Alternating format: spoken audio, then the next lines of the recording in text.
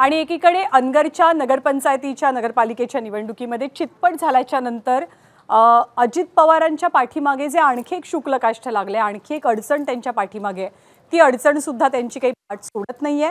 कारण अंजली दमानिया यांनी सातत्याने अजित पवार यांच्या राजीनाम्याची मागणी लावून धरलेली आहे। हे प्रकरण आहे कोरेगावच्या जमिनीचं आणि कोरेगावच्या जमिनी प्रकरणी अंजली दमानियांनी आज पुन्हा एकदा एक पत्रकार परिषद घेतली आणि पवार पितापुत्रांना लक्ष्य केलं। 16 जूनला कोरेगाव पार्कमधील संबंधित जागा रिकामी करण्यासाठी स्वतः पार्थ पवार तिथे गेले होते असा खळबळजनक दावा अंजली दमानियांनी केला। पोलिसांच्या स्टेशन डायरीत सुद्धा याची नोंद असल्यानं पार्थ पवारांचं त्या दिवशीचं लोकेशन आणि सीडीआर तपासावेत अशी मागणी अंजली दमानियांची आहे। 1800 कोटींची 40 एकरांची जमीन अवघ्या 300 कोटीत खरेदी केल्याचा आरोप पार्थ पवारांवरती आहे। या प्रकरणामध्ये जमिनीची कागदपत्र चुकीच्या पद्धतीने तयार करण्यात आल्याची माहिती सूत्रांची आहे। ही जमीन सरकारी जमीन आहे आणि त्यावरती महारवतनांची नावं कशी चढली याचा तपास विकास खारगे समिती करणार आहे। सरकारी जमीन असताना महारवतनातील मृतांची नावं कुणी आणि कशी चढवली किंवा दिली याचाही तपास समितीच्या वतीने केला जाईल। त्यामुळे खारगे समितीच्या अहवालाविषयी अजित पवार आणि पार्थ पवारांचं भवितव्य हे अवलंबून असेल असं म्हटलं तर वावगं ठरत नाही। अमेडियाच्या लोकांनी जो व्यवहार केला, त्या व्यवहार केल्यानंतर त्यांचे जे वकील आहेत ते पोलिसांना फोन करतात, पोलीस फौज पाठवा म्हणून सांगतात। हे सगळं होत असताना दुपारी 1 ते संध्याकाळी 4:30 पार्थ अजित पवार यांचा टावर लोकेशन काढण्याची मी मागणी करते। ज्या दिवशी येवलेला स्टेटमेंटसाठी पोलीस स्टेशन मध्ये आणण्यात येईल किंवा त्याला अटक होईल तेव्हा सगळं तो बाहेर काढावं त्याला लागेल।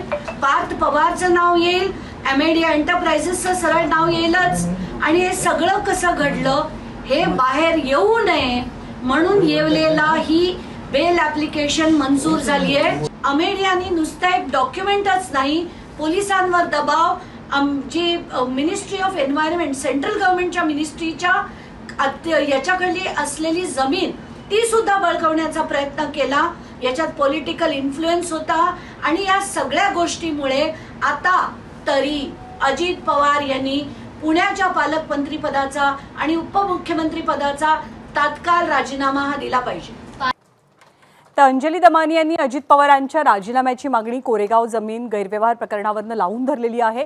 अंजली दमानिया यांच्या सगळ्या दाव्यांना आणि आरोपांना उत्तर दिलेलं आहे राष्ट्रवादी काँग्रेसचे प्रवक्ते सूरज चव्हाण यांनी। हे फक्त आणि फक्त पवार कुटुंबाला बदनाम करण्यासाठी ज्या वेळेस एखादी व्यक्ती चौकशी चालवण्यास सहकार्य होत असेल तर तुम्हाला इतर गोष्टीची गरज का पडावी? अंजली दमानियाचा सीडीआर तपासावा, अंजली दमानियाचे कॉल रेकॉर्ड तपासावे आणि ते महाराष्ट्राच्या जनतेसमोर आणावेत। अंजली दमानियाचा कॉल रेकॉर्डच नाही तर बँक स्टेटमेंट सुद्धा तपासले जावेत, जेणेकरून त्यांचा बोलवता धनी कोण आहे हे सुद्धा महाराष्ट्राच्या जनतेसमोर येईल। असं कुणीतरी भाड्याचे लोक येऊन राजीनामा मागत असतील तर त्या गोष्टीकडे आम्ही फारसं लक्ष देत नाही। आणि या सगळ्या प्रकरणी मुठे समितीचा एक अहवाल आलेला होता आणि मुठे समितीच्या अहवालामध्ये पार्थ पवार यांचं नावच नव्हतं। म्हणजे एक प्रकारे या जमीन गैरव्यवहार प्रकरणी त्यांना क्लीन चिट दिली गेली का याची सुद्धा चर्चा रंगली, परंतु अशी कोणतीही क्लीन चिट पार्थ पवारांना देण्यात आली नसल्याचं चंद्रशेखर बावनकुळेंनी म्हटलंय। कुठलीही दुसरी समिती नाहीच आहे, एकच समिती आहे, विकास खारगे समिती। कुठले खाली कोणाला अधिकारच नाही आहे चौकशी करायचे किंवा कोणाला क्लीन चिट देण्याचे। राजेंद्र मोठे अशी समितीच बनलेली नाही आहे, एकच समिती आहे राज्यामध्ये या विषयाची, ती आहे विकास खारगे समिती। आणि त्यामुळे असे राजेंद्र मोठे समिती वगैरे या विषयात नाही आहे, काहीतरी कपोलकल्पित बातमी तयार करून ते मला वाटतं चालवली आहे। याकरता संपूर्ण हिअरिंग आम्ही त्या अमेडिया कंपनीला हिअरिंग देणार आहे, ते विकणाऱ्याला हिअरिंग देणार आहे, विकत घेणाऱ्याला हिअरिंग देणार आहे, कारण हा सिव्हिल मॅटर आहे आणि त्यामुळे कुठलाही स्कोप आम्ही ठेवणार नाही। सर्वांना हिअरिंग देऊ, अंजली दमानियांजींनाही हिअरिंग देऊ, त्यांचंही म्हणणं ऐकून घेऊ आणि 100% यामध्ये कोणीही सुटणार नाही याची काळजी घेतलेली आहे। आणि त्यामुळं मला वाटतं की जेव्हा रिपोर्ट येईल तो रिपोर्ट आपल्यासमोर आम्ही सांगूच। तर मुढवा जमीन खरेदी घोटाळा प्रकरणी आरोपी क्रमांक 1 कोण आहे तर शीतल तेजवानी आहे। कारण पार्थ पवार यांच्यावरती गुन्हा दाखलच झालेला नाहीये। या शीतल तेजवानीची पुणे पोलिसांच्या आर्थिक गुन्हे शाखेनं काल चौकशी केली आणि जबाब नोंदवला। या चौकशीच्या वेळेला कुलमुखत्यार खात्याशी संबंधित कागदपत्र घेऊन शीतल आलेली होती अशी माहिती आहे। पण गुन्हा दाखल झाल्यानंतरही चौकशीसाठी आलेल्या शीतल तेजवानीला पोलिसांनी अटक का केली नाही असा सवाल आता उपस्थित होतोय.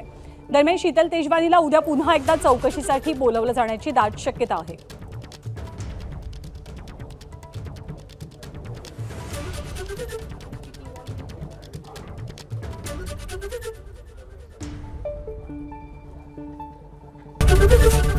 एबीपी माझा, उघडा डोळे बघा नीट.